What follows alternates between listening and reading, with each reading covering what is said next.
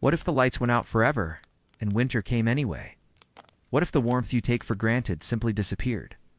Tonight, we're stepping back into a world where survival wasn't a switch away, but a daily negotiation with cold, darkness, and the bitter mathematics of coal and candle wax. Picture this. It's 1878, and snow is falling thick over the cobblestone streets of a northern English mill town.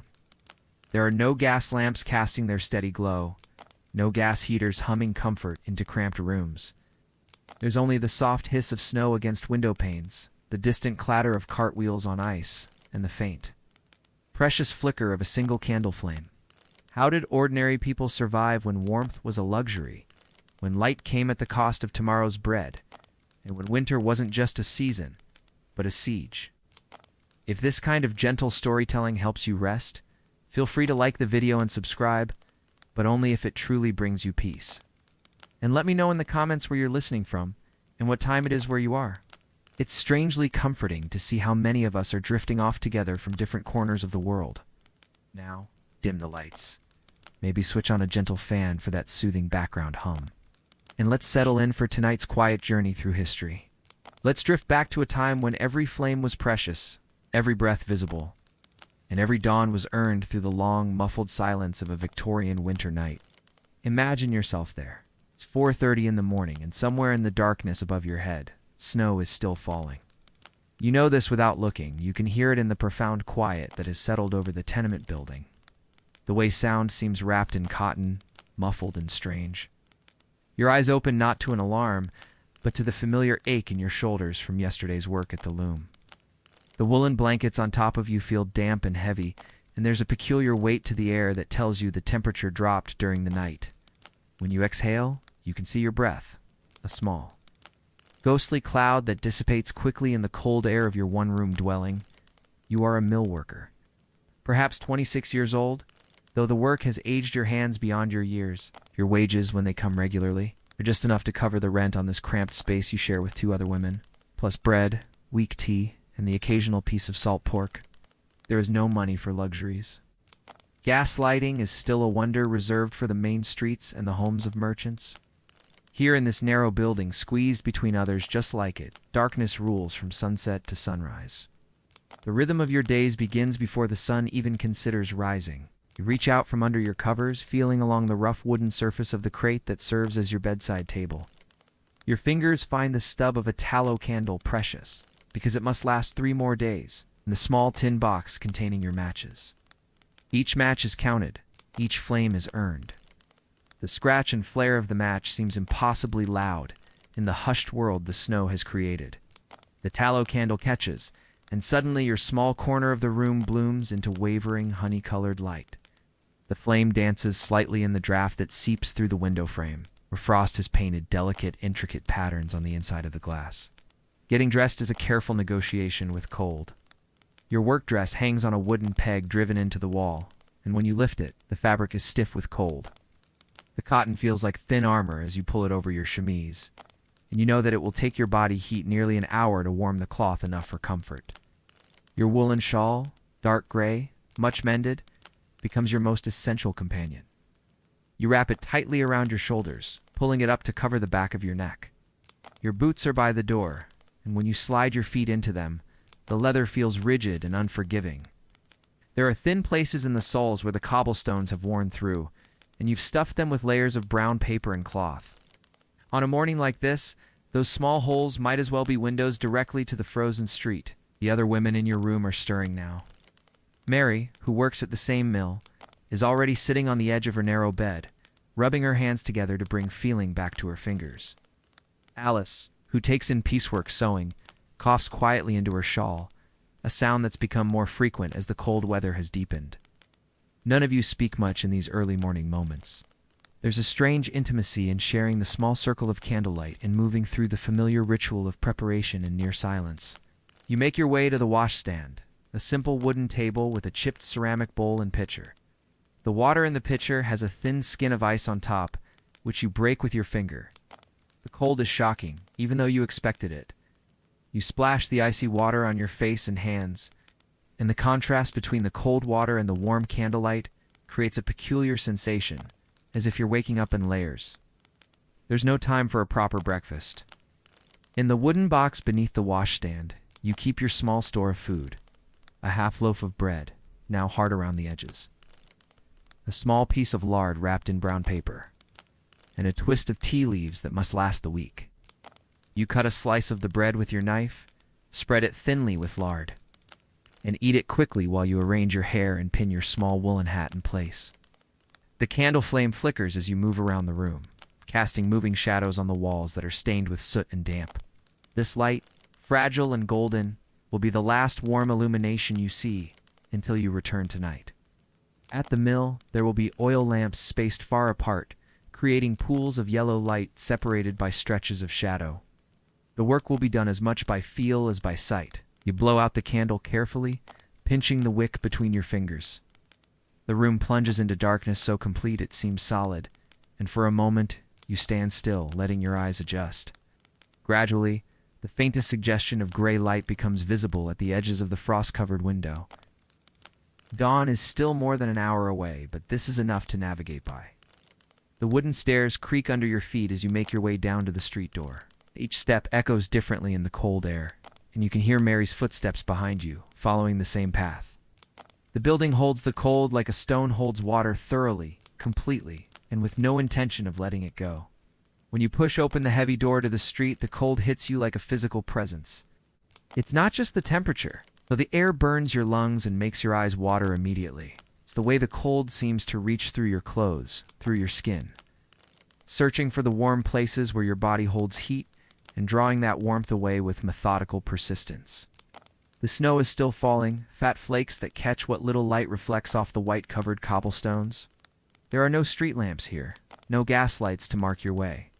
Navigation is by memory and by the faint variations in darkness, the deeper shadow that marks a doorway, the slightly lighter patch where an alley opens between buildings. Your feet know the way, even when your eyes struggle to find the familiar landmarks. The cobblestones are treacherous under the snow. They're uneven at the best of times, and now they're hidden traps that can turn your ankle or send you sliding. You walk carefully, deliberately, feeling for solid footing with each step. The sound of your boots on the stones is muffled but still audible, a rhythmic crunch and scrape that marks your progress through the sleeping streets.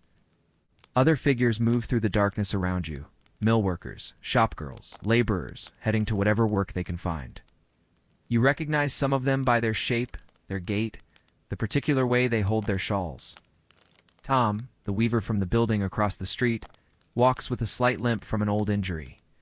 Sarah, who works in the spinning room, always hurries, taking quick, nervous steps as if she's being chased. These are your companions in the early morning darkness, fellow travelers in the daily journey from cold sleep to cold work. The mill is a 20-minute walk from your tenement, and by the time you arrive, your feet are numb and your hands ache with cold despite being tucked deep in the folds of your shawl. The building looms above you, darker than the dark sky, with just a few windows glowing dimly with oil light. It's not warm inside. Coal is expensive, and the mill owner portions it out as grudgingly as he portions out wages, but it's shelter from the wind and snow. Inside, the smell hits you immediately. Machine oil, raw cotton fibers, the lingering smokiness of the oil lamps, and underneath it all, the scent of too many people working too closely together in too small a space. Your fingers are so stiff from cold that it takes several minutes before you can manage the small, precise movements required to tend your loom. The work begins before full daylight, and it continues in a strange twilight created by the oil lamps scattered throughout the vast room. Each lamp creates a circle of yellowish light, and between these circles are pools of shadow where the light doesn't reach. You work as much by touch as by sight, your hands following patterns they've learned through repetition, feeling for the tension in the threads, the rhythm of the shuttle. The cold follows you even here. It rises up through the floorboards, seeps in around the windows, and settles in the spaces where the oil lamp light doesn't reach. Your breath is still visible in small puffs, and your fingers remain stiff and clumsy for the first hour of work. Gradually, the movement warms your hands, and the proximity of other bodies in the room raises the temperature just enough to make the work bearable. But bearable is a careful word. Your back aches from hunching over the loom. Your eyes strain in the inconsistent light. Your throat grows dry from breathing air thick with cotton fibers and lamp smoke. The noise is constant, the clacking of looms, the hiss and sputter of the oil flames, the occasional sharp word from the overseer, the quiet conversations carried on over the mechanical sounds. Lunch is a brief respite, but not a warm one. You eat your remaining bread and drink weak tea from a tin cup, but the food is cold and provides little comfort. Some of the workers gather around one of the small coal braziers that provide the only real heat in the building. But there's room for only a few, and the warmth extends only a foot or two from the glowing coals. The afternoon seems longer than the morning, perhaps because you can see through the tall windows. The gray daylight slowly fading back into darkness. Snow continues to fall steadily, building up on the window ledges and creating an increasing sense of enclosure, as if the world outside is gradually disappearing beneath a white blanket. When the workday finally ends, around 6 o'clock, you step back out into a world transformed. The snow has continued falling all day, and now it lies thick on the streets, muffling all sound and creating an almost magical landscape of white shapes and blue shadows. But the beauty is cold comfort when you're facing the walk home in darkness with wet feet and empty pockets. The journey back to your tenement is harder than the morning walk. You're tired, and the snow is deeper now, harder to navigate. The cold seems to bite more sharply, finding its way through the gaps in your clothing that seemed adequate this morning, but now feel desperately inadequate. Your shawl has grown damp from the snow that's melted and refrozen on the wool, and the dampness conducts the cold more efficiently than dry cloth would. By the time you reach your building, you can barely feel your feet, and your hands are so stiff that you have difficulty working the latch on the door. The narrow stairway feels like a mountain, and each step upward is an effort of will as much as muscle. Mary and Alice are already there, moving around in the light of a single candle, like weary dancers in a dim performance. The room feels no warmer than when you left it 12 hours ago, but it's shelter from the wind, and that's something. You light your own candle stub, now noticeably shorter than it was this morning, and begin the process of preparing for another cold night. Your work dress, damp with melted snow, must be hung up to dry as much as possible before morning. Your boots, wet through despite your paper stuffing, are placed near the window where the slight warmth from your collective body heat might help dry them. Supper is simple and cold. More bread, this time with a small scraping of butter that you've managed to save from yesterday. The bread is hard enough that you have to break it with both hands, and the sound echoes strangely in the quiet room. You make tea with the last of your weekly allotment of leaves, using water that you've heated in a small pot over a candle flame, a process that takes nearly half an hour and leaves you with a cup of liquid that's barely warmer than room temperature. The three of you sit close together on Alice's bed, the largest of the three narrow beds in the room, sharing the faint warmth that comes from being near other human bodies. Conversation is quiet, practical, whose turn it is to buy candles, whether the baker on Mill Street still has bread that's not too stale, how long the cold weather might continue. Alice coughs again, the same dry, persistent cough that's been worsening for weeks. In the candlelight, her face looks pale and drawn, and you notice that her hand shakes slightly as she holds her teacup. Mary mentions that there are rumors of layoffs at the mill, that orders have been slow because the snow has made transportation difficult. These are the concerns that fill the spaces between exhaustion and sleep. Health, work, warmth, and the delicate arithmetic of survival. As the evening wears on, the candle burns lower. Do you know that soon you'll need to extinguish it to save what's left for tomorrow morning? The prospect of lying down in the cold bed, under the damp woolen blankets, is not particularly inviting. But it's better than the alternative of working through the night to stay warm. You blow out the candle, and once again the room falls into complete darkness. Outside, you can hear the soft whisper of snow continuing to fall, the occasional creak of tree branches heavy with accumulation, and the distant sound of someone walking carefully across the cobblestones. These sounds create a cocoon around your small room, making it seem both isolated and connected to the larger world of people making their way through the winter night. Under the covers, you pull your shawl up around your shoulders and tuck your hands inside the sleeves of your nightgown to keep them warm. Your feet, even wrapped in woolen stockings, feel like blocks of ice, and you know from experience that it will be at least an hour before your body heat warms the bed enough for comfortable sleep. But sleep will come eventually. It has to.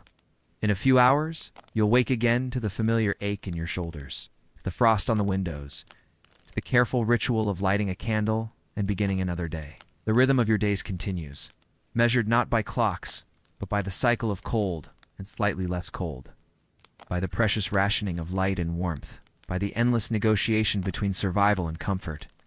This is what it meant to live through winter without gas, without the easy warmth that we now take for granted. Every degree of heat was earned, every flame was precious, and every night was a small victory over the cold that waited just outside the walls. As the snow continues to fall outside our millworkers' tenement, let us drift our attention across the frost-covered city to another figure moving through these same dark streets. Her name is Octavia Hill, and she walks with purpose through the winter night, carrying a leather satchel filled with rent books, a small oil lamp, and an unwavering belief that even the poorest deserve warmth and dignity.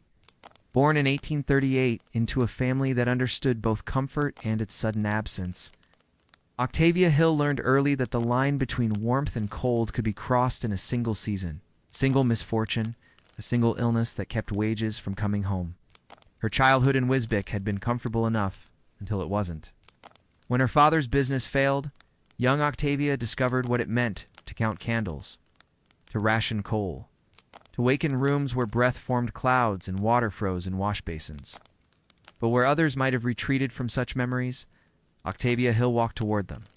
By her 30s, she had become something both practical and revolutionary. A housing manager who believed that decent shelter was charity, but justice, that warmth wasn't luxury, but necessity, and that the people living in London's darkest corners deserved not just pity, but respect. Tonight, imagine yourself walking beside her through the narrow alleys of Marylebone, where the snow has turned to gray slush in the gutters and the gas. Lights where they exist at all cast wavering circles of yellow light that barely penetrate the winter gloom. She moves with the careful step of someone who has learned to navigate these streets in all weather, her practical boots finding solid footing on the treacherous cobblestones. In her satchel, she carries more than just rent books and lamp oil. There are careful notes written in her precise handwriting, observations about broken windows that let in killing drafts, about families crowding together in single rooms not by choice, but by necessity, about children who cough through the night, because the walls sweat with dampness and cold. These notes will become letters to landlords, proposals to charitable societies, and eventually, changes that bring small victories against the vast army of London's winter misery. The building she approaches tonight stands like many others in this part of the city, narrow, tall, subdivided into the smallest possible units to maximize profit from the desperate. But this building is different in one crucial way. It's one of hers. Through a combination of negotiation, persuasion, and her own modest financial backing, Octavia Hill has taken over the management of these rooms. Where once a landlord collected rent and ignored everything else, has instituted something quietly radical: the belief that people paying for shelter deserve to receive it. She climbs the stairs slowly, her lamp casting dancing shadows on walls that she has personally seen improved. Where once there were holes that let in wind and rain, there are now solid patches of wood and plaster. Where once there were windows stuffed with rags and newspaper, there are now panes of glass that actually keep the weather outside where it belongs. The changes are small, practical, unglamorous. But they mean the difference between survival and slow death for the families living here. At the first landing, she pauses outside a door and knocks gently. The woman who answers is perhaps 40, though poverty has aged her beyond her years. Her name is Mrs. Fletcher, and she works 16 hours a day taking in laundry to support herself and to young children. Last week, Mrs. Fletcher mentioned that the window in their room had cracked, letting in a draft that made it impossible to keep warm despite the coal they could barely afford to burn. "Good evening, Mrs. Fletcher," Octavia says, and her voice carries both formality and genuine warmth. "I've brought some putty for your window, and Mr. Jameson will be by tomorrow to see to the repair properly." This is how change happens in Octavia Hill's world. One window at a time, one draft sealed, one family at a time made slightly less vulnerable to the winter that presses against the walls like a living thing.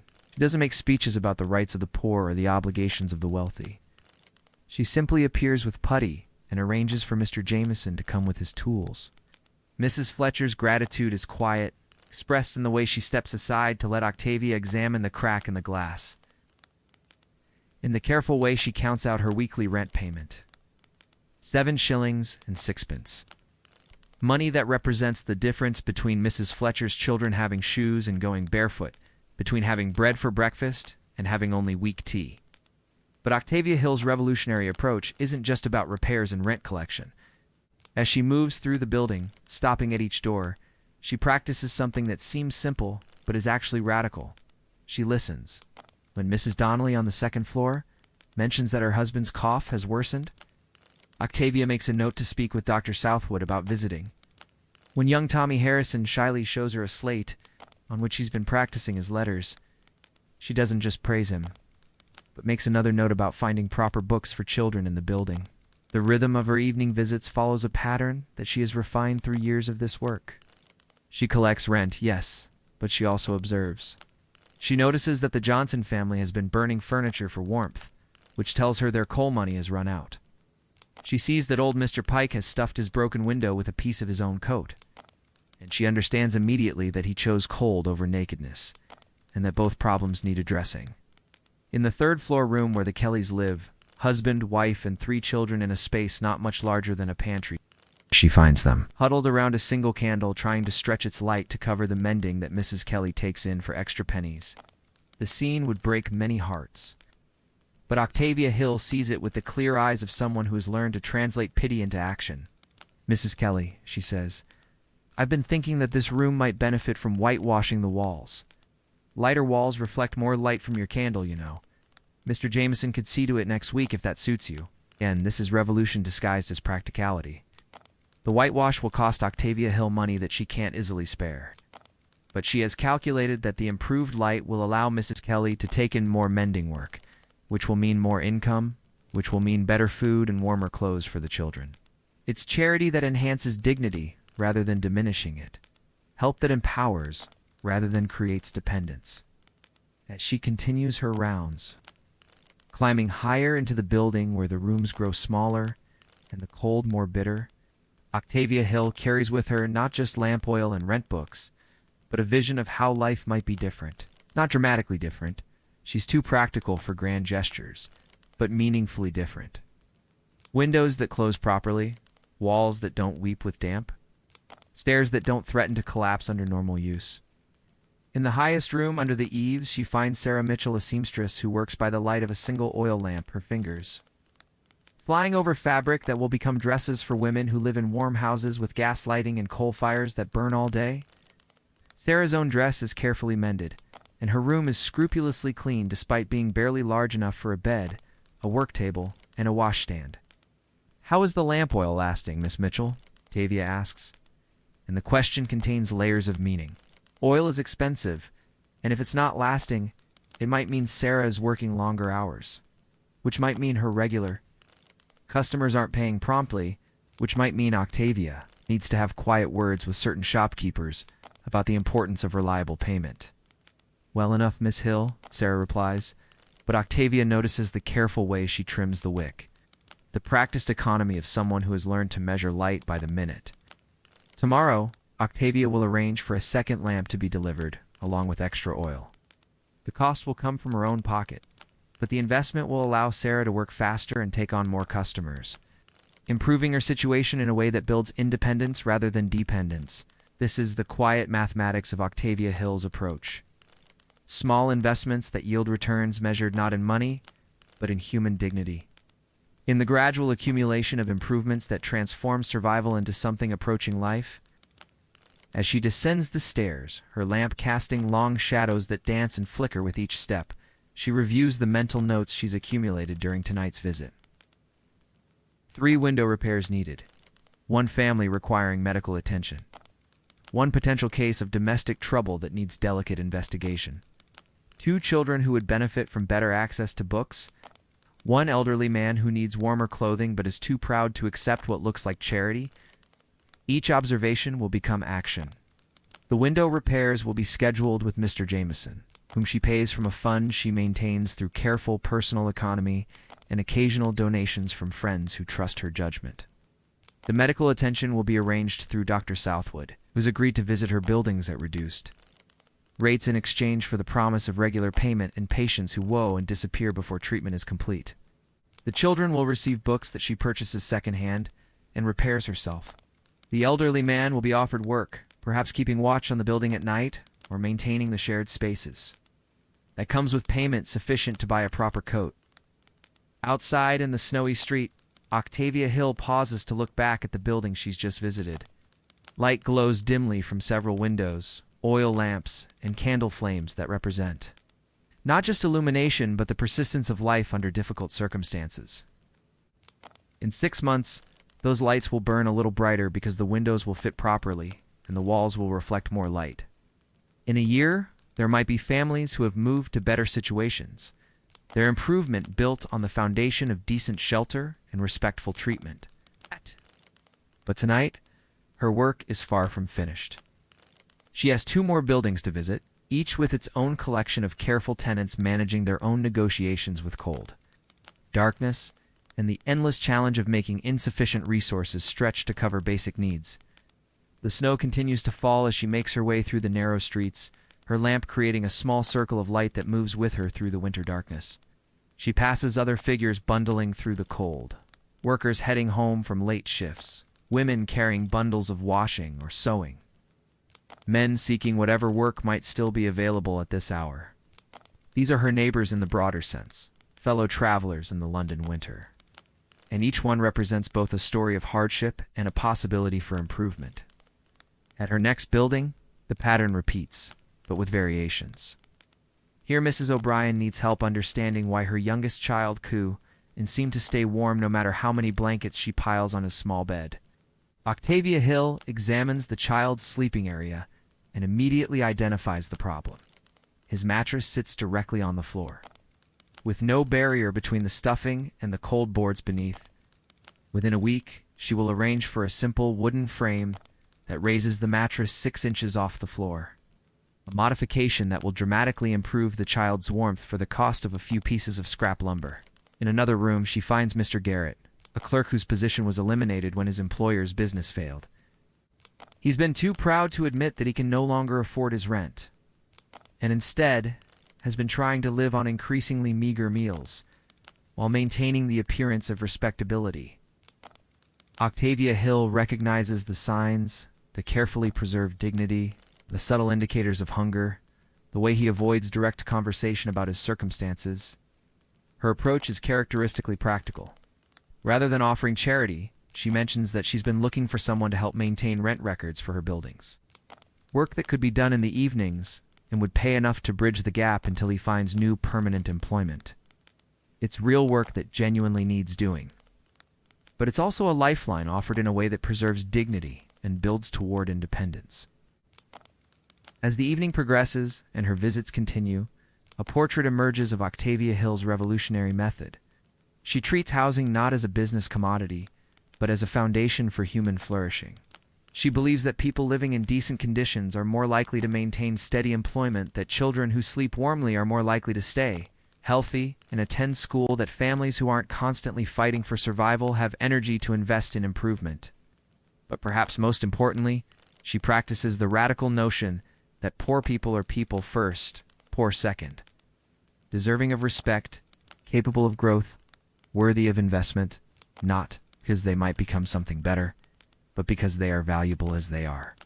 The snow has begun to lighten by the time she finishes her rounds, though the cold remains sharp and penetrating. Her lamp oil is running low, and her feet are thoroughly cold despite her practical boots.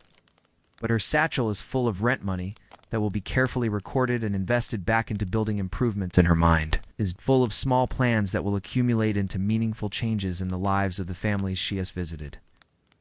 Walking home through the quieting streets, Octavia Hill represents something that's easy to overlook in the grand narratives of social reform: the power of consistent, personal, practical action.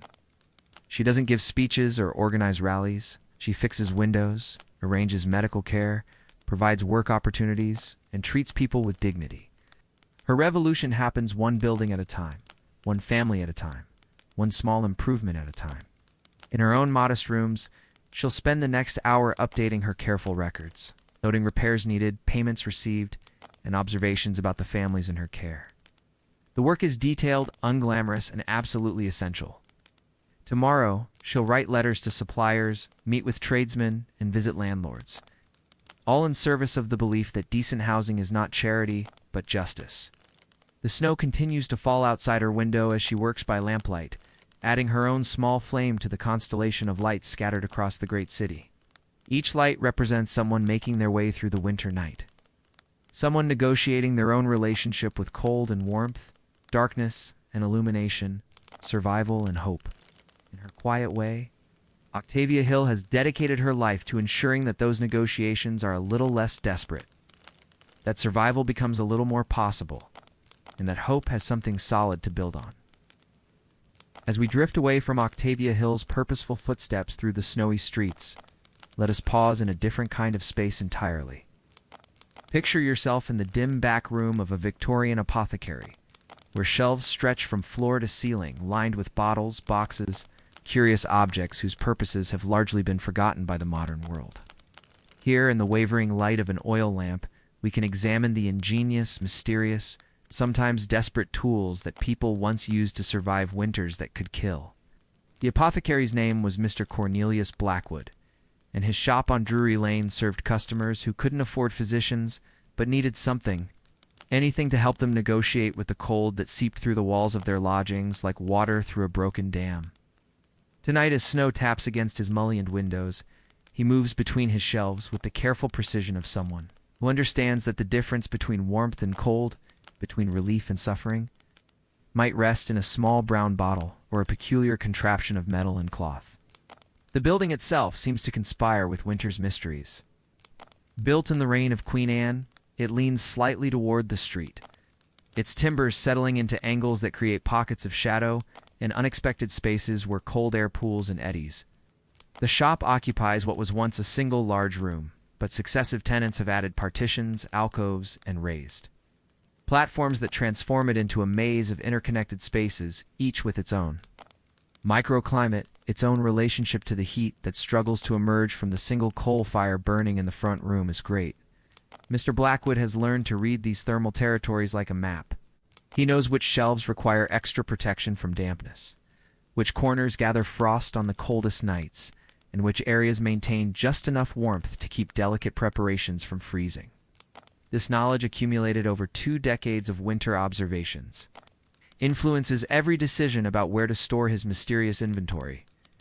Let us examine these objects together, drifting through his collection like visitors to a museum of forgotten necessities. Each artifact telling a story about human ingenuity in the face of relentless winter. On the highest shelf, almost lost in the shadows, sits what looks like a small metal lantern. But with chambers and compartments that seem far too complex for simple illumination, this is a pocket-warming engine, though Mr. Blackwood calls it by its more elegant name, a portable comfort apparatus. No larger than a man's fist, it contains a series of small chambers designed to hold burning charcoal with an ingenious ventilation system that allows the coal to smolder for hours, without flame producing steady heat that won't ignite clothing, but will warm hands that have lost all feeling. The construction is remarkably sophisticated. The outer shell is made of brass, carefully perforated with tiny holes arranged in patterns that look almost decorative, but serve the essential purpose of controlling airflow. Inside, a series of metal baffles direct the flow of heated air while preventing dangerous gases from accumulating. The whole device can be carried in a coat pocket or tucked inside a muff, providing hours of gentle warmth for the cost of a few pieces of charcoal.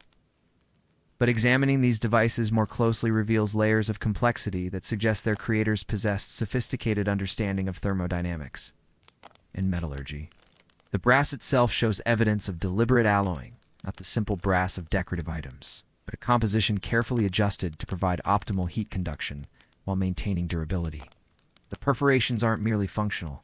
They're arranged in mathematical progressions that control not just airflow, but the rate of heat transfer, creating devices that warm gradually rather than producing dangerous spikes of temperature.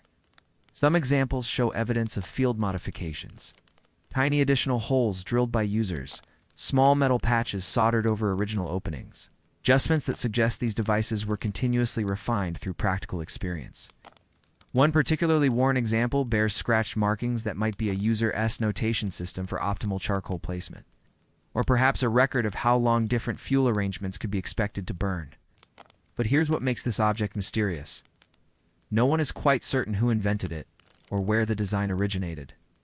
Similar devices appear in the records of London shops, Birmingham foundries, and even small workshops in Manchester, but each one is slightly different, as if the basic idea is spread through some underground network of cold people sharing innovations. Some versions include small compartments for aromatic herbs, turning the warming device into a portable source of soothing scent. Others have been modified to hold small amounts of liquid, brandy, or medicinal cordials that could be kept warm and sipped throughout a long, cold day. The herb compartments reveal another layer of mystery. Analysis of residues found in these chambers suggests combinations that go beyond simple aromatics. There are traces of substances that might have mild stimulant properties, others that could provide subtle pain relief, and some that remain completely unidentified. The liquid chambers show similar complexity, with evidence of preparations that were clearly more sophisticated than simple alcohol. Tinctures, cordials, and solutions that suggest knowledge of chemistry that extends far beyond what most people possessed. Mr. Blackwood sells perhaps a dozen of these devices each winter, mostly to seamstresses, street vendors, and others whose work requires them to remain stationary in unheated spaces. He's never been able to determine whether they actually work as well as their purchasers claim, but he has noticed that customers who buy them tend to return each autumn for more charcoal and occasional repairs, suggesting that the devices provide sufficient benefit to justify their continued use. The repair requests provide their own insights into how these devices were actually used. Common problems include clogged ventilation holes, not from ash or debris, but from what appears to be deliberate plugging, suggesting users develop their own systems for fine-tuning heat output. Other frequent repairs involve the replacement of internal baffles that show wear, patterns indicating the devices were used far more intensively than their delicate construction would seem to allow. On a lower shelf, arranged in neat rows, are objects that look like small metal eggs with peculiar surface textures. These are hand warmers of a different sort, designed to be heated in coals or over a flame and then carried in the pockets or tucked inside clothing. Each one is unique, handmade by local metalsmiths who have developed their own approaches to the problem of retaining heat without retaining dangerous temperatures. Some are smooth and simple, relying on mass and metal composition to hold warmth. Others are covered with small raised bumps or intricate patterns that increase surface area and supposedly improve heat retention. A few have been wrapped with leather or cloth, creating primitive insulation that allows them to be held comfortably even when hot enough to provide significant warmth. The metallurgy of these objects reveals surprising sophistication.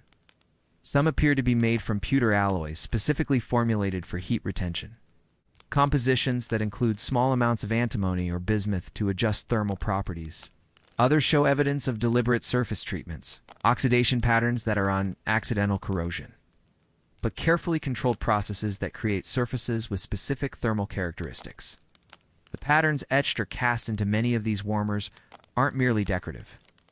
Close examination suggests they redesigned to create specific airflow patterns when the warmers are placed against clothing or inside pockets.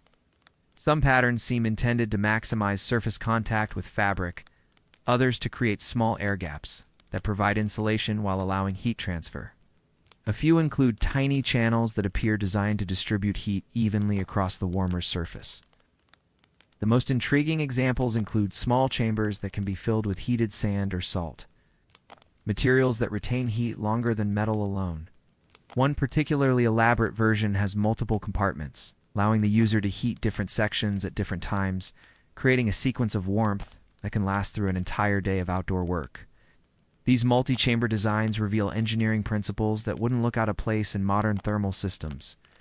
The compartments are sized according to mathematical ratios that optimize heat release over time.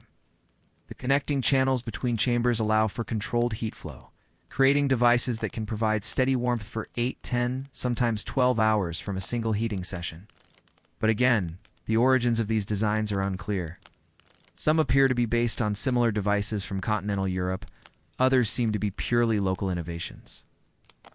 Mr. Blackwood has accumulated his collection over nearly 20 years, purchasing items from estate sales, accepting them in trade, and occasionally commissioning new versions from craftsmen who work more from intuition than from any formal understanding of heat transfer or metallurgy.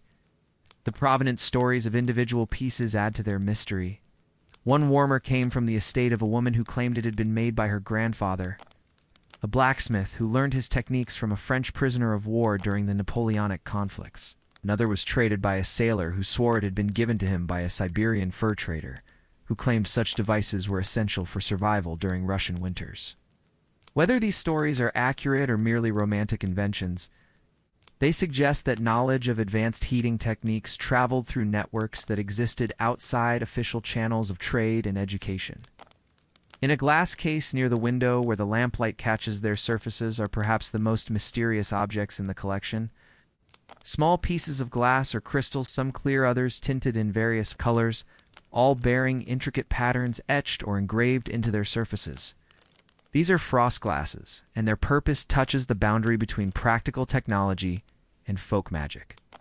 The theory, as Mr. Blackwood understands it from conversations with customers who swear by their effectiveness, is that these patterned glasses, when properly placed on windowsills or hung near windows, somehow interfere with the formation of frost on the glass. The patterns, spirals, geometric designs, small symbols that might be letters in forgotten alphabets, are supposed to create tiny variations in air temperature that prevent ice crystals from forming. The physics behind this theory isn't entirely implausible. Modern understanding of crystallization suggests that surface irregularities and thermal variations can indeed influence how ice forms on glass. The patterns etched into these frost glasses create minute changes in how air moves across the window surface, potentially disrupting the conditions necessary for frost formation. Some patterns might even create optical effects that concentrate or disperse heat in ways that affect local temperature. But the sophistication of some patterns suggests knowledge that goes beyond simple empirical observation. One glass bears a pattern that appears to be based on logarithmic spirals, mathematical forms that weren't widely understood until the late 18th century. Another includes geometric figures that seem related to crystallographic principles that would be formally described until decades after these objects were created. Whether this actually works is a matter of some debate. Mr. Blackwood has sold dozens of these objects over the years, and customers continue to request them, but he's never been able to observe their effectiveness directly. Some purchasers claim that windows treated with frost glasses remain clear, even on the coldest nights. Others report that the glasses seem to work only in certain rooms, or only when positioned at specific angles, or only when used in combination with other folk remedies. The positioning requirements described by users suggest that these devices might actually function through optical rather than thermal mechanisms. Several customers have mentioned that frost glasses work best when placed to catch the first morning light, or when positioned to reflect moonlight at specific angles. This hints at effects that might involve photochemical processes or optical heating rather than direct thermal intervention. Most elaborate frost glass in his collection is about the size of a child's hand, made of clear crystal, with an intricate mandala pattern etched into its surface. The pattern seems to shift and change as the light moves across it, creating optical effects that are almost hypnotic. The customer who sold it to him claimed it had been in her family for 3 generations. Passed down along with specific instructions for its use. It must be placed on the windowsill before the first frost of the season. It must be cleaned only with rainwater collected during the full moon. It must never be allowed to become completely warm, or it will lose its power. Such instructions blur the line between practical advice and ritual magic. But then again, much of Victorian winter survival involved practices that seemed to combine rational observation with folk wisdom and desperate hope. When the difference between warmth and cold could mean the difference between life and death, people were willing to try almost anything that might provide even marginal improvement. The ritual aspects of these instructions might serve practical purposes that aren't immediately obvious. Rainwater collected during full moons would be relatively pure and free of minerals that might interfere with the glass's optical properties. Placement before the first frost might be necessary to establish proper thermal equilibrium. The prohibition against allowing the glass to become too warm might protect delicate surface treatments that give the patterns their effectiveness. In wooden boxes stacked near the back of the shop, Mr. Blackwood keeps his collection of what he calls winter textiles. Items of clothing and fabric that represent attempts to solve the problem of staying warm with limited resources and ingenious modification. Here are snowshoes that aren't shoes at all, but rather leather and canvas overshoes designed to be worn over regular footwear. With thick soles made from layers of felt, cork, and sometimes even dried grass or moss. Each pair is unique, handmade by cobblers who experimented with different approaches to the problem of keeping feet warm and dry. Some versions lace up to the knee, creating primitive boots that can be worn over thin-soled regular shoes. Others are designed to slip on and off quickly, allowing workers to protect their footwear when walking through snow, but remove the bulky overshoes when precision footwork is required. The materials used in these overshoes reveal sophisticated understanding of insulation principles. The layering systems aren't random, but follow specific patterns that maximize thermal protection while maintaining flexibility. Some examples use alternating layers of different materials: felt for insulation, cork for moisture resistance, moss for additional thermal mass, arranged in sequences that suggest knowledge of how heat moves through complex material systems. The stitching patterns used to hold these layers together are equally sophisticated. Rather than simple straight seams, many overshoes use complex patterns that prevent thermal bridging, while maintaining structural integrity. Some seams are designed to stretch and compress with walking, maintaining insulation effectiveness even under stress. Others include deliberate gaps that allow for air circulation while preventing moisture accumulation. The most ingenious examples include small pockets or compartments where heated stones or metal warmers can be inserted, turning the overshoes into mobile heating systems. One pair includes thin metal plates in the soles, supposedly to reflect body heat back upward rather than allowing it to dissipate into the ground. Another has been lined with rabbit fur and equipped with drawstrings that allow the wearer to adjust the tightness, creating better insulation in extreme cold. These heating systems show remarkable engineering sophistication. The compartments for heated stones are positioned according to anatomical principles that wouldn't be formally understood until the development of modern podiatry. The metal plates are shaped and positioned to maximize heat reflection, while maintaining balance and comfort. The fur linings are arranged to create optimal air pockets while preventing matting that would reduce insulation effectiveness. But perhaps the most mysterious items in Mr. Blackwood's textile collection are the warming cloaks. Garments that appear to be normal heavy coats until you examine them closely and discover hidden pockets, secret compartments, and structural modifications that turn them into wearable survival systems. One such cloak, made of dark wool that has been treated with some kind of wax or oil to make it water-resistant, contains no fewer than 12 separate pockets of various sizes. Some are obviously intended for hand warmers or pocket heating devices. Others seem designed to hold small bottles, perhaps for medicinal cordials or warming spirits. A few appear to be sized specifically for carrying candle stubs, matches, or other fire-making supplies. The pocket arrangement follows principles that suggest deep understanding of human ergonomics and thermal dynamics. Pockets intended for heating devices are positioned where they provide maximum warming effect while remaining accessible for maintenance and refueling. Storage compartments for supplies are placed where they and interfere with movement while remaining protected from moisture and damage. The overall design creates a system where every element supports the wearer's survival in extreme conditions. But the most intriguing features are less obvious. Double-layered construction that creates air pockets for insulation. A hood lined with fur that can be drawn tight enough to leave only a small opening for breathing. And a hem weighted with what feels like small metal objects, perhaps coins or fishing weights, that help the cloak hang properly and resist wind. The double-layer construction reveals principles that anticipate modern understanding of thermal insulation. The air pockets are in uniform, but vary in size and distribution, according to patterns that optimize heat retention while preventing the dead air spaces from becoming thermal bridges. The outer layer is treated with substances that provide weather protection while remaining breathable, preventing moisture accumulation that would reduce insulation effectiveness. The cloak's most mysterious feature is a series of small metal rings sewn into the lining, each one engraved with tiny symbols that might be letters, numbers, or decorative patterns. The rings seem to serve no obvious practical purpose, but they've been placed with obvious care and intention, suggesting some meaning that has been lost to time. Analysis of these rings reveals they're made from various metals, some brass, some pewter, a few that appear to be silver or even gold. The symbols etched into them include recognizable letters and numbers, but also geometric figures, astronomical symbols, and designs that don't correspond to any known writing system.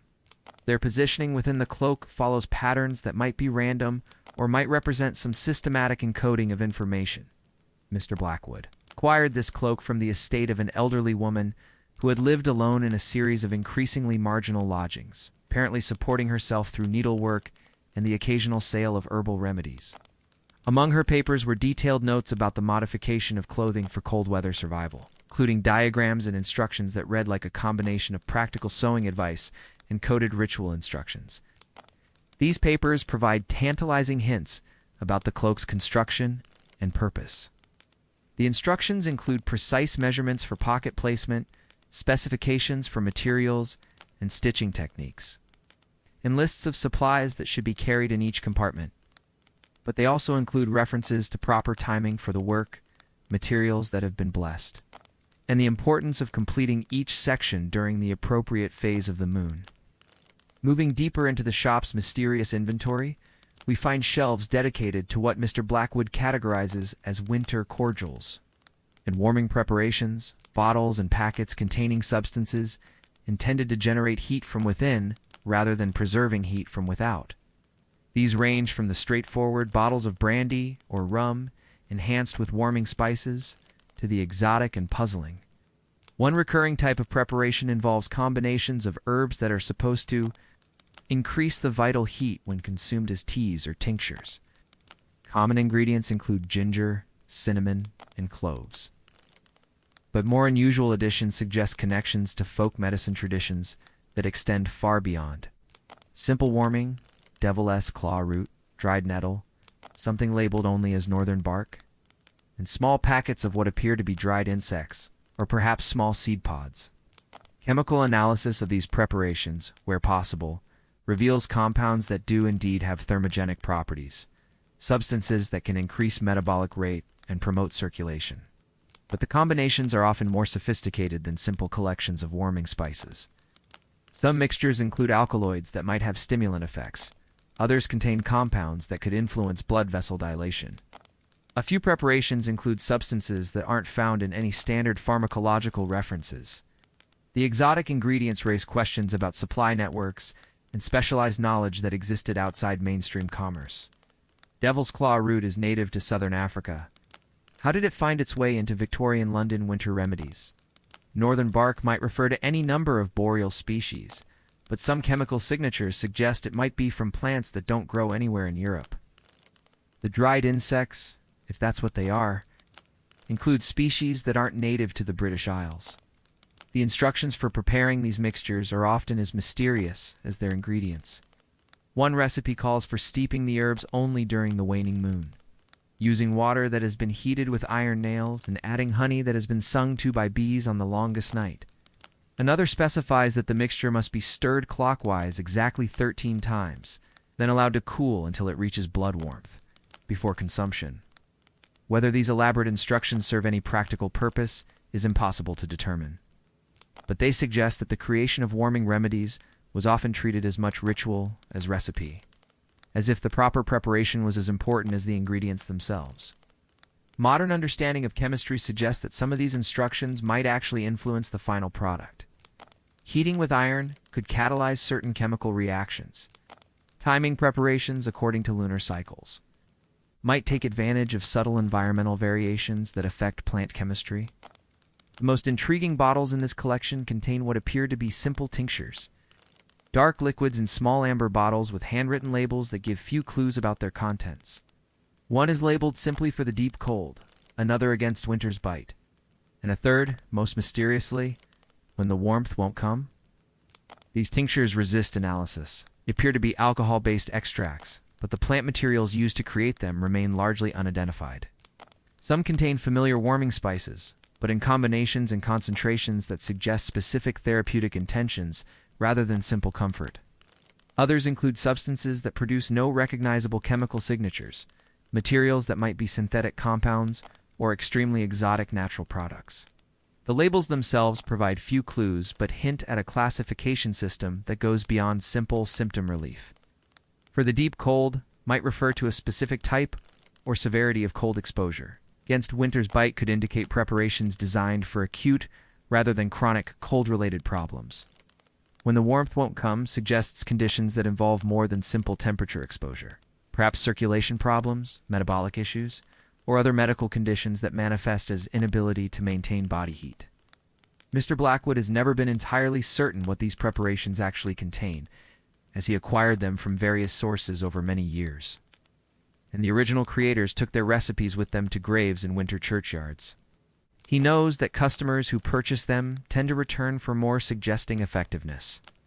But he's also noticed that the same customers often purchase multiple different types of winter remedies, making it difficult to determine which preparations actually provide benefit. The customer purchasing patterns reveal interesting insights about how these remedies were actually used. People who buy for the deep cold tend to be outdoor workers, chimney sweeps, street vendors, construction laborers. Against winter's bite is more popular with indoor workers who face intermittent cold exposure. Servants, shopkeepers, factory workers.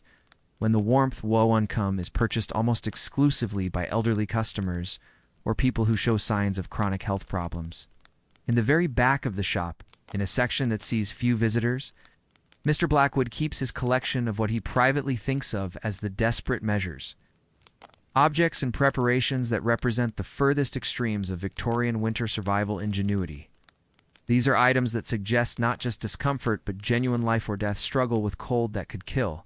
Here are crude devices that appear to be homemade heating systems, metal boxes with complex arrangements of internal chambers, designed to burn almost anything that could produce heat, with scraps, paper, cloth, even dried food scraps, while containing the fire safely enough to be used indoors.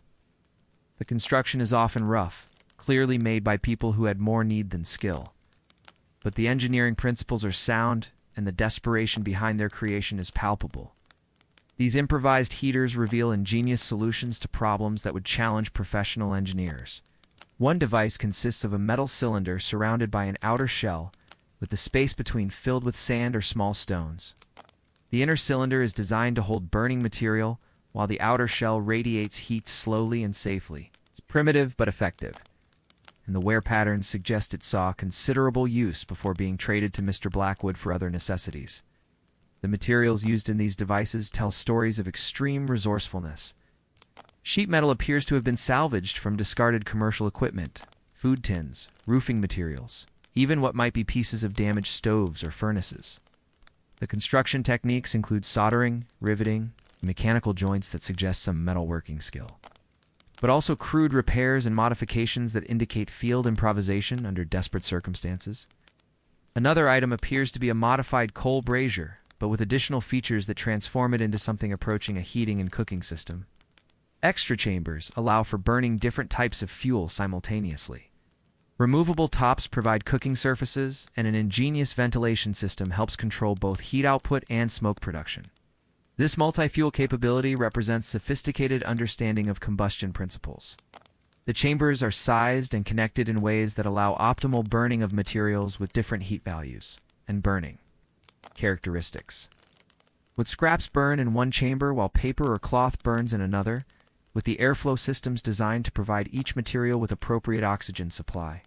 The cooking surfaces are positioned to take advantage of different heat zones, creating the equivalent of a range with multiple temperature settings. But perhaps the most sobering items in this collection are the personal artifacts that accompany these survival devices. Tattered notebooks containing detailed records of fuel consumption, temperature observations, and survival strategies. Carefully preserved scraps of paper with instructions for finding burnable materials in urban environments. Small cloth bags containing what appear to be emergency fire-starting supplies. These notebooks reveal the scientific precision with which some people approached winter survival. Temperature records are kept in careful columns, sometimes with multiple daily readings that track how heating effectiveness varied with weather conditions, fuel types, and operational techniques.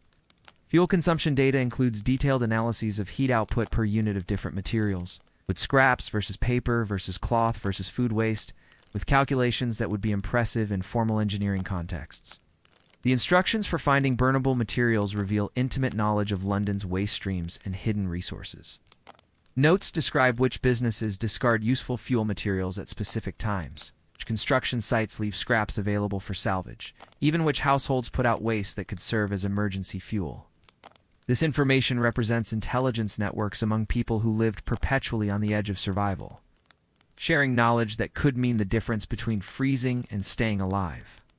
These objects tell stories of people who lived so close to the edge of survival that they needed to study cold and warmth with scientific precision, who developed expertise in the behavior of fire and heat that would rival that of professional engineers, who created systems and strategies that made the difference between life and death during London's harshest winters. The emergency fire-starting supplies show similar sophistication. Small metal containers hold collections of materials that could create fire under almost any conditions. Charred cloth, crystalline substances that might be saltpeter or other oxidizing agents, small pieces of flint and steel, even what appear to be primitive matches made from wood splinters and chemical coatings. These kits are designed for people who couldn't afford to be without fire, even for short periods. As we near the end of our drift through Mr. Blackwood's mysterious collection, we find ourselves in a corner where the lamplight barely reaches, examining objects that seem to exist at the intersection of practical necessity and something approaching magic. These are items whose functions aren't entirely clear, whose effectiveness can't be measured, but which represent the human need to do something. Anything, when faced with forces that seem beyond control. Here are small fabric pouches containing mixtures of herbs, stones, and other materials that were supposedly carried for protection against killing cold. There are pieces of metal or wood carved with symbols and patterns that may have been intended as talismans against winter's worst effects. There are small vials containing liquids, powders, or other substances, whose purposes have been lost to time, but which were clearly considered valuable enough to preserve and trade. Analysis of the fabric pouches reveals contents that blur the line between rational herbal medicine and folk magic. Common materials include aromatic herbs like rosemary and thyme, which have mild stimulant properties and might provide some benefit for circulation. But there are also less explicable inclusions. Small stones with unusual magnetic properties, metals that show evidence of deliberate alloying, organic materials that resist identification. The carved talismans show similar complexity. Some symbols are recognizable from various mystical traditions. Astronomical signs, alchemical symbols, geometric figures associated with protective magic. Others appear to be unique creations, possibly representing personal or family traditions that have been lost. The materials themselves are often exotic. Woods that aren't native to Britain, metals with unusual compositions, stones that show evidence of careful selection for specific properties. These objects remind us that Victorian winter survival wasn't just a matter of technology and preparation.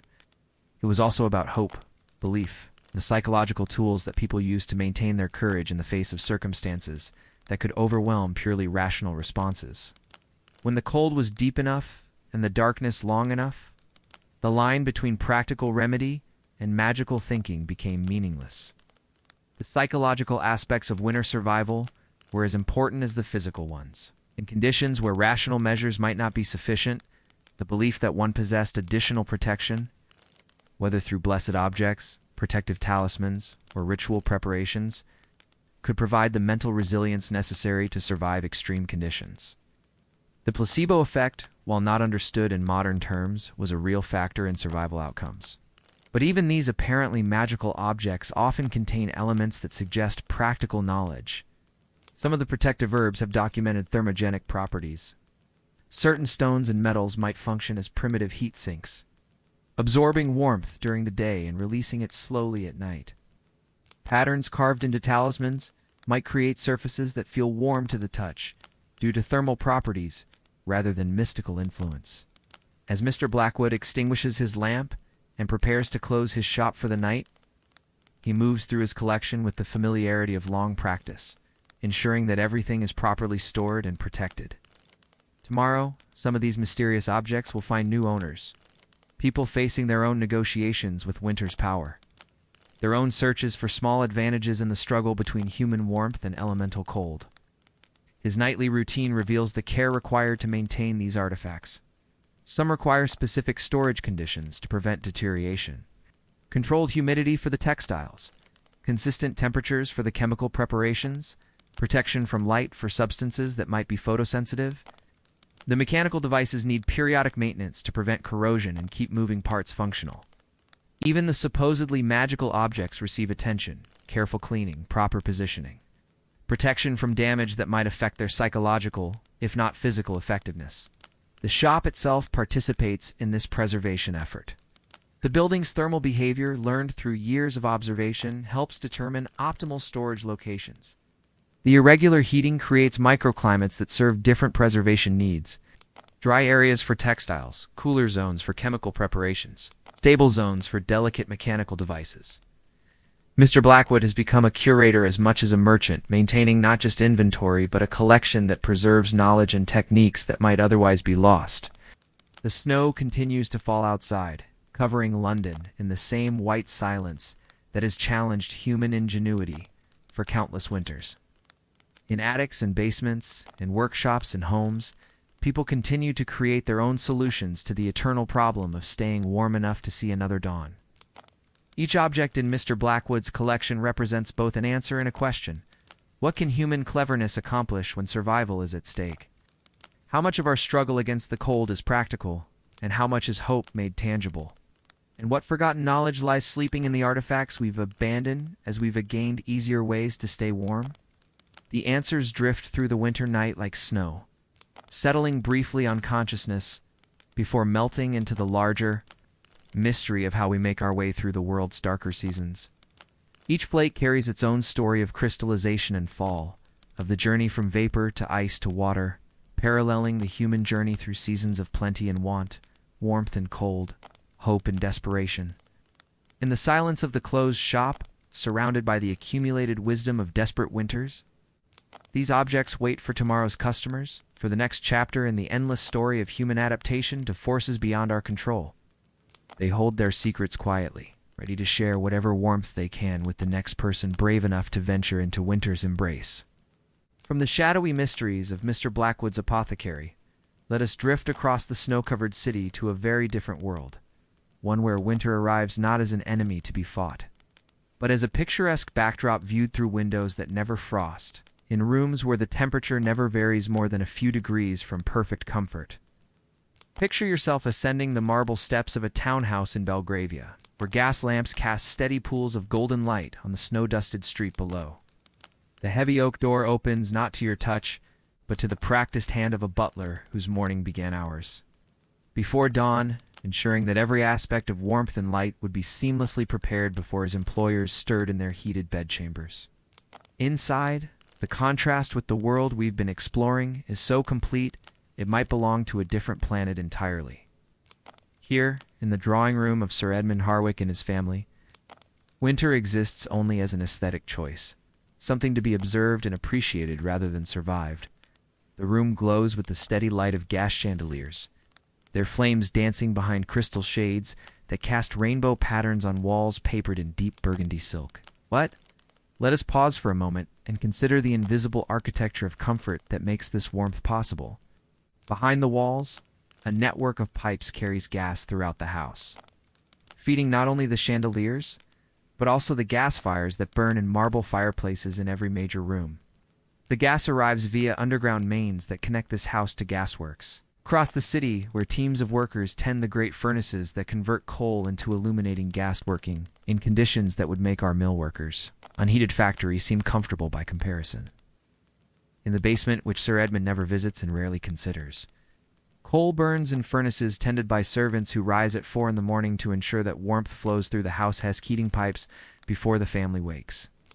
The coal arrives by cart from merchants who purchase it from mines where men work in darkness and danger to extract the black stone that becomes eventually the gentle warmth that Sir Edmund's family takes as their natural due. But tonight, let us not dwell on the hidden costs of this comfort. Instead, let us drift through these warm rooms like ghosts, observing the peculiar rituals and customs that emerge when survival is not in question, when warmth and light are abundant enough to be used for pleasure rather than mere necessity. In the library, Sir Edmund sits in a leather chair positioned precisely between a gas fire and a large window through which he can observe the snow falling in the garden. On the table beside him, a silver pot keeps tea at the perfect temperature, heated by a small spirit lamp that would represent a week's wages for our mill worker. He reads by the steady light of a gas lamp designed specifically for the purpose. The book in his hands is a volume on Arctic exploration, tales of men struggling against killing cold in circumstances that Sir Edmund finds thrillingly exotic precisely because they are so removed from his own experience. He reads with fascination about explorers who burned their furniture for warmth, who suffered frostbite despite wearing every piece of clothing they possessed, who faced the daily possibility that cold might claim their lives. For Sir Edmund, these stories are entertainment, adventures made safe by distance and comfortable by the warm room in which he reads them. He has never questioned his right to this comfort, never wondered about the coal miners who make his gas fires possible, never considered the servants who ensure that warmth reaches every corner of his house. His relationship with winter is aesthetic, intellectual, safely removed from the physical realities that govern the lives of most of London's inhabitants. Across the hall, in the morning room where Lady Harwick takes her afternoon correspondence, the scene is equally removed from the struggles we've witnessed in the city's darker corners. She sits at a writing desk, positioned near a large window where the steady light from gas wall sconces supplements the gray winter daylight filtering through glass that never frosts because the room is kept warm enough to prevent condensation. Lady Harwick is composing a letter to her sister in Bath, describing the charming effects of the recent snowfall and mentioning her plans for a winter charity event. The charity, a fund for deserving poor families during the cold season, is sincere in its intentions, but it operates at a level of abstraction that keeps the actual realities of winter poverty at a comfortable distance. She has never visited the tenements where families crowd together for warmth, never seen the frost-covered windows that people stuff with rags and newspapers, never witnessed the careful rationing of candle stubs and coal scraps that determines whether children sleep warm or cold. Her charity work involves organizing elegant fundraising dinners in warm ballrooms, managing correspondence with other wealthy ladies, and occasionally reviewing lists of recipients, prepared by professional charity workers who serve as intermediaries between her good intentions and the actual people in need. It's philanthropy mediated through multiple layers of comfort and distance. Generosity that never requires her to confront the physical realities of the suffering it aims to address.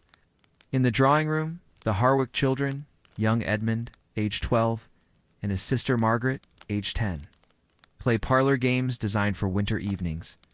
They have no concept that winter might represent danger, that cold could be anything more than a reason to wear warmer clothes and enjoy hot chocolate by the fire. Their relationship with the season is entirely comfortable, shaped by traditions that treat winter as an opportunity for cozy family gatherings, elaborate meals, and gift-giving celebrations. Young Edmund builds elaborate structures with wooden blocks, while Margaret practices piano pieces that she will perform at the family's Christmas gathering. The piano itself represents a small fortune not just in its cost, but in the luxury of heated rooms stable, enough in temperature to keep the instrument in tune, leisure time sufficient for practice, and educational opportunities that assume basic survival needs are permanently satisfied. Their games and activities unfold in an atmosphere of complete physical security. They've never experienced genuine cold, never gone to bed hungry, never worried about whether there will be fuel for tomorrow's fires or oil for tomorrow's lamps. Winter for them is a season of particular pleasures. Snow angels and sledding, warm drinks and festive foods, the cozy intimacy of family gatherings around fires that never threaten to go out. But perhaps the most revealing space in the house is Sir Edmund's study, where he conducts the business affairs that generate the wealth necessary to maintain this fortress of comfort. Here, surrounded by gas lamps that burn steadily through the darkest winter afternoons, he manages investments that include shares in gasworks, coal mines, and the very factories where our mill worker tends her loom in conditions barely warmer than the streets outside. The ledgers on his desk track profits from enterprises that depend entirely on the abundance of cheap labor. Workers who accept dangerous, uncomfortable employment because the alternatives are even worse. Sir Edmund's comfort is built directly on the foundation of other people's struggle with cold, darkness, and insufficient wages. But the connection is mediated through financial instruments and management hierarchies that keep the human costs invisible. He reviews reports from factory managers who write about labor efficiency and production targets without mentioning the workers who arrive before dawn and leave after dark, who work in buildings heated just enough to prevent the machinery from freezing, but not enough to provide human comfort. He studies profit projections for gas companies without considering the workers, who tend the dangerous furnaces that produce the illuminating gas that lights his home. This is not necessarily callousness, but rather the peculiar blindness that wealth can create. Sir Edmund lives in a world where comfort is so complete, so seamlessly provided, that it becomes invisible. He no more thinks about the coal that heats his house than he thinks about the air he breathes. The infrastructure of his comfort, the servants, the suppliers, the workers in distant factories and mines, exists below the threshold of his conscious attention. Yet even this carefully constructed fortress of comfort is more fragile than it appears. In the servants' hall below stairs, different drama unfolds, as the staff who make this comfort possible negotiate their own relationships with winter-esque challenges. The cook rises at dawn to tend fires in the kitchen range, her hands chapped from constant contact with cold water and hot metal. The housemaids who maintain the fires throughout the house work in conditions that are warm only by comparison with the streets outside. The butler who greets guests with such dignified warmth spends hours each day in the cold cellars and unheated corridors that connect the warm public rooms. The scullery maid who washes the dishes from Sir Edmund's comfortable meals works over steaming water in a kitchen that grows frigid the moment the fires die down. Their comfort is partial, conditional, dependent on their continued ability to provide the labor that maintains the family's seamless warmth. Even the gas that lights the house and feeds the fires depends on networks that could fail. The mains that carry gas through London's streets require constant maintenance and repair. The gasworks that produce the fuel depend on coal shipments that can be disrupted by weather. The workers who tend the furnaces and maintain the equipment are subject to illness, injury, and the simple human failures that could interrupt the flow of comfort that Sir Edmund's family takes for granted. On particularly cold nights, when the demand for gas throughout the city approaches the limits of the supply system, even wealthy households sometimes experience flickering lights or reduced pressure in their gas fires. These small interruptions in comfort serve as brief reminders that even privilege is dependent on complex systems that extend far beyond the warm walls of individual houses. But such interruptions are rare, and when they occur, they are typically brief enough to be dismissed as minor inconveniences rather than glimpses into the fundamental fragility of comfort. Sir Edmund's family has backup systems for their backup systems. Oil lamps, in case the gas fails. Coal fires, in case the gas heating becomes insufficient. Servants whose entire job is to ensure that comfort never falters. In the conservatory attached to the back of the house, tropical plants grow in air, kept warm by a combination of gas heating and the greenhouse effect of the large windows. Here, in the middle of a London winter, palm fronds and exotic flowers create a small paradise that represents the ultimate triumph of wealth over natural constraints. The room exists in permanent spring, maintained at considerable daily expense for no purpose other than the pleasure of experiencing summer and winter. Lady Harwick sometimes takes her morning tea in this space, surrounded by green growing things while snow falls outside the glass walls. For her, this represents not extravagance, but a natural expression of human ingenuity and proper stewardship of resources. She sees no contradiction between the tropical warmth of her conservatory and the winter suffering that exists just blocks away, because the two realities exist in completely separate spheres of her experience. The conservatory requires daily attention from a gardener who understands the precise balance of temperature, humidity, and light necessary to maintain this artificial environment. Water must be heated and distributed through a complex system of pipes and sprayers. Gas flames must be adjusted constantly to maintain optimal growing conditions. The entire enterprise consumes resources that would heat several working-class homes, but it does so invisibly, efficiently, without requiring the owners to confront the mathematics of comfort and cost. As evening deepens, and the gas lamps throughout the house burned brighter against the winter darkness. The Harwick family gathers in the drawing room for what they call our winter ritual. An hour of reading, conversation, and music before the fire. They have no awareness that this scene of domestic tranquility is made possible by the labor of hundreds of people they will never meet. People who work in cold and darkness to extract coal, manufacture gas, and maintain the networks of supply that deliver warmth and light to Belgravia. Sir Edmund reads aloud from Dickens, perhaps A Christmas Carol, with its vivid depiction of both poverty and redemption. The family responds to the story's emotional appeals for charity and kindness. But they experience these themes as literature rather than as descriptions of conditions existing just miles from their warm drawing room. The Cratchit family's struggles with cold and hunger are moving precisely because they seem safely fictional. Problems that virtuous people might address through organized charity rather than systematic change. Young Margaret plays piano pieces that she has learned in a music room kept warm enough for comfortable practice sessions throughout the winter. Her repertoire includes gentle melodies that complement the family's evening routine, but also more dramatic pieces that evoke winter storms and human struggle against natural forces. She can play these pieces with technical proficiency and emotional expression, but her understanding of winter struggle is entirely theoretical. It's derived from music and literature rather than lived experience. The evening concludes with hot drinks prepared by servants and served in fine china that never grows cold because the room itself maintains perfect temperature. As the family prepares for bed, they know that servants will bank the fires to maintain warmth through the night, that their bedrooms will be comfortable. That morning will bring the seamless restoration of light and heat that makes their comfort possible. But let us step outside for a moment, into the snowy garden behind the house, and consider this scene from a different perspective. Through the warm gaslit windows, the Harwick family appears as figures in a diorama, actors in a play performed for an audience of winter night. Comfort is real, but it's also performance. A demonstration of wealth's power to create islands of permanent spring in the midst of seasonal harshness. The contrast is not lost on the servants who maintain this comfort, or on the workers who pass the house on their way home from factories and mills.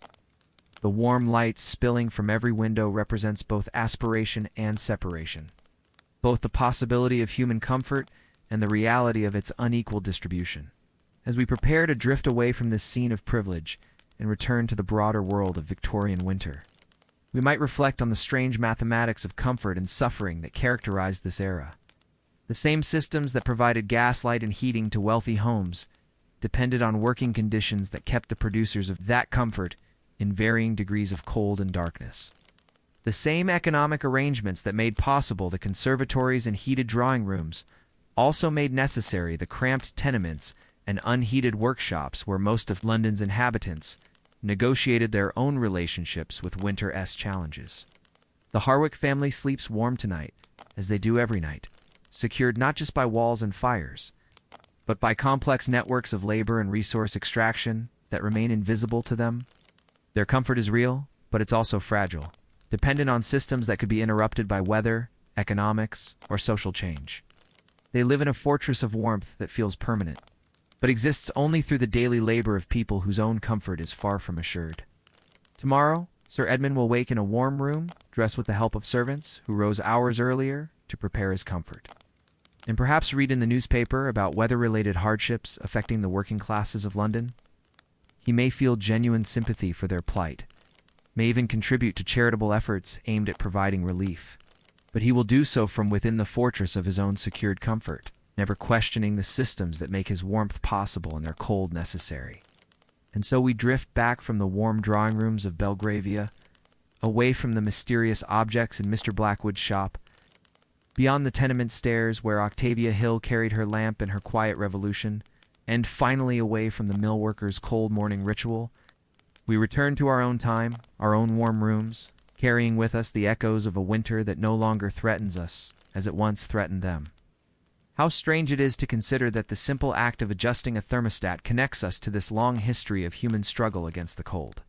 The warmth that surrounds you now as you listen, steady, reliable, available at the touch of a button, represents the end point of centuries of innovation, suffering, and gradual improvement. Between the Victorian mill worker lighting her precious candle stub in your ability to warm your home with effortless ease, lies a transformation so complete that it's almost impossible to imagine the world we've just visited. Think for a moment about the small miracles that make your comfort possible. The electricity that powers your heating system travels along networks that span continents. The natural gas that might warm your home flows through pipelines that cross mountains and deserts. The infrastructure of your comfort is global, complex, and largely invisible. Much as Sir Edmund's gas lamps depended on coal mines and gasworks that he never thought to consider, yet something essential connects your experience to that of our Victorian mill worker.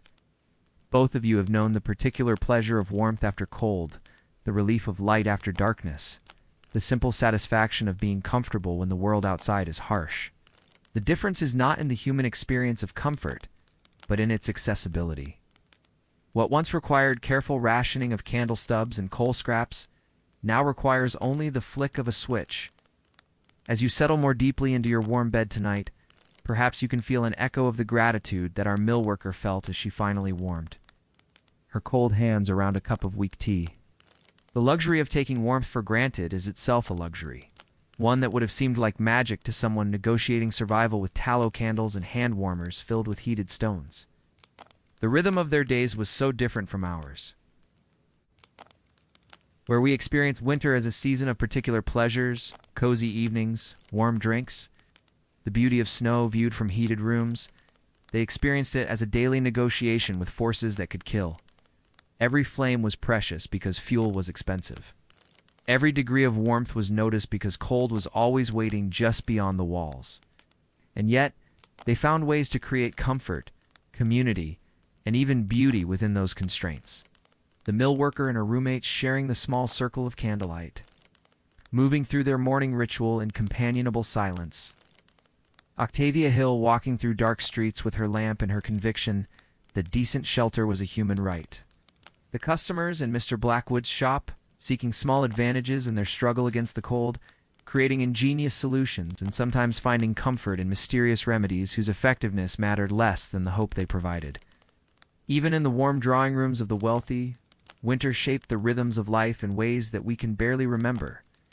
Families gathered around fires not just for comfort but for light. Conversations were constrained by the reach of gas lamps.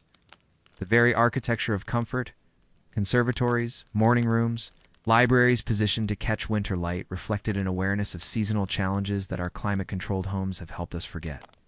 Perhaps most remarkably, people found ways to thrive within these constraints. The seamstresses who worked by oil lamplight created beautiful garments. The families crowded into single rooms developed elaborate systems of cooperation and consideration. The craftsmen who made warming devices and winter survival tools brought genuine artistry to their solutions. Hardship, it seems, often produces ingenuity, and scarcity can inspire creativity that abundance makes unnecessary.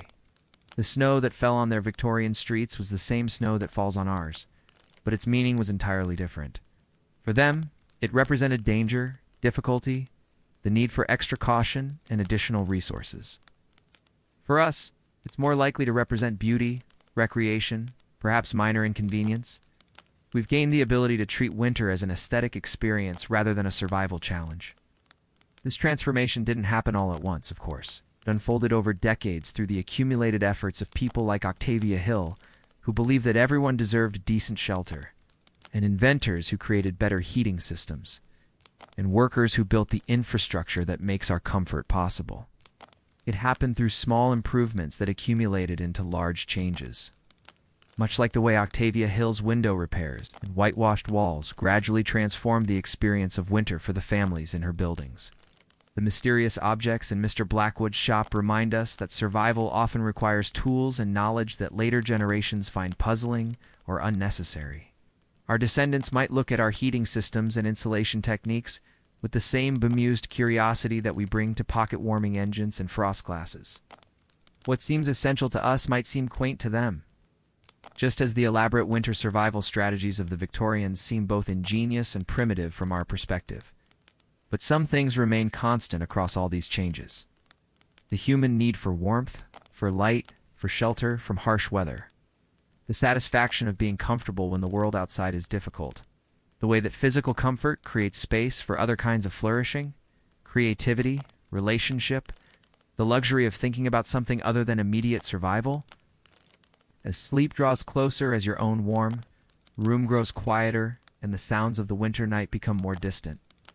You might reflect on the long journey that brought us from those cold Victorian mornings to this moment of easy comfort. How many people shivered in unheated rooms so that we might learn to create better heating systems? How many experiments with warming devices and insulation techniques accumulated into the knowledge that keeps us comfortable now? The mill worker who woke before dawn to light her candle stub, who walked through snow-covered streets to work in a barely heated factory, who rationed her tea leaves and counted her matches, she was part of this long journey toward comfort. Even though she might never have imagined that winter could be anything other than an enemy to be endured, her careful preservation of warmth, her small strategies for survival, her resilience in the face of daily hardship, all of this contributed to the accumulated human knowledge of how to live well in a cold world. Octavia Hill, walking through snowy alleys with her rent books and her belief in human dignity, was building more than better housing.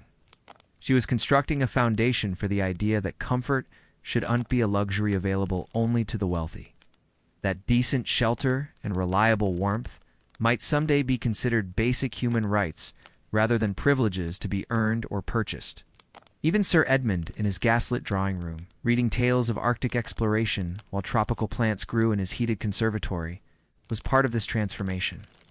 His comfort was made possible by systems and technologies that would eventually become more widely available. His lifestyle a preview of possibilities that would gradually extend to larger portions of the population. The snow continues to fall outside your window tonight, just as it fell on their Victorian streets. But you meet it from a position of such complete security that you can afford to find it beautiful rather than threatening. Your warmth is so reliable that you can take it for granted, so abundant that you can use it not just for survival but for pleasure. This is the gift that they gave us through their struggles. The transformation of winter from a season of survival into a season of comfort. Their careful rationing of candles has become our casual use of electric lights. Their desperate search for fuel has become our effortless adjustment of thermostats. Their ingenious survival strategies have become our forgotten luxuries. As your breathing grows slower and your thoughts begin to drift toward sleep, let yourself sink into the profound comfort of knowing that the warmth surrounding you will last through the night that the light is available. Whenever you need it, that winter has become your ally rather than your enemy. Feel the weight of warm blankets that would have seemed impossibly luxurious to our mill worker. Rest in air heated to perfect temperature by systems that Sir Edmund could not have imagined. The Victorian snowstorm that challenged them so severely can no longer reach you. You are separated from their struggles not just by time but by the accumulated victories of human ingenuity over natural hardship. Their cold has become your warmth. Their darkness has become your light. Their careful strategies for survival have become the invisible infrastructure of your comfort. Sleep comes easier when we recognize how far we've traveled from those harsh Victorian winters. How much human effort and creativity has gone into creating the warm world that cradles you now. Rest in the knowledge that you are the inheritor of centuries of small victories against the cold. The beneficiary of countless people who lit candles in dark rooms, who fixed broken windows, who invented better ways to stay warm, who believed that someday winter might be conquered rather than merely endured. The snow falls outside, beautiful and harmless, while you drift into dreams warmed by the long journey from their cold world to your comfortable one. From candle stubs to electric lights, from coal scraps to central heating, from survival to luxury. This is the arc that carries you into peaceful sleep, surrounded by warmth that would have seemed miraculous to those who came before. Let the gentle sound of modern comfort, the whisper of warm air through vents, the quiet hum of systems maintaining perfect temperature, the soft silence of a world where winter's harshest challenges have been tamed, carry you into restful sleep. You are warm, you are safe, and you are connected across time to everyone who ever worked to make cold a little less cold, dark a little less dark, survival a little more certain. The Victorian snowstorm has become history, and history has become your comfort. Rest well in the warmth they helped to create. Thank you for drifting through history with me tonight. If this slow journey helped you rest, you're always welcome to subscribe for more calming stories. I post 3 or 4 new tales each week, Another quiet story is waiting for you right here on the screen. Or you can simply tap below to join our little community of nighttime historians. Sweet dreams, and I'll see you in the next story.